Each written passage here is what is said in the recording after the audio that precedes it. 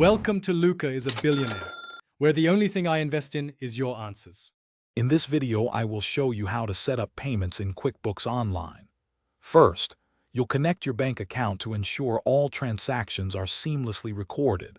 Then, you'll select your preferred payment methods, like credit cards or ACH transfers, to offer flexibility to your customers. Finally, we'll configure your payment settings to automate invoicing and reminders, making your financial management much easier.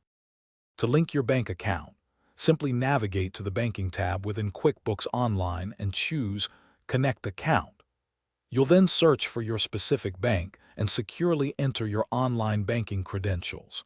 QuickBooks will automatically import your recent transactions, allowing for easy categorization and reconciliation, saving you valuable time each month.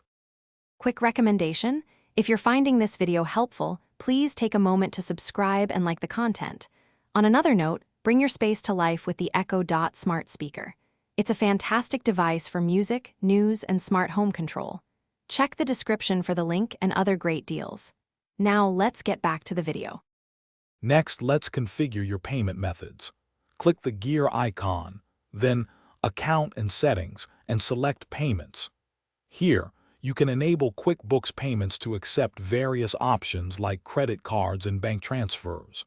Remember to customize your payment terms and set any applicable late fees for your customer invoices, ensuring clear expectations.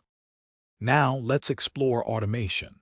You can create recurring invoices for your regular clients, which saves significant time each billing cycle.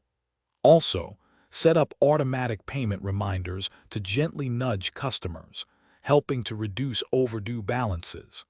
Allowing clients to pay directly from their emailed invoices streamlines the process for everyone involved. Thanks for watching and please subscribe. It's the best investment you'll ever make.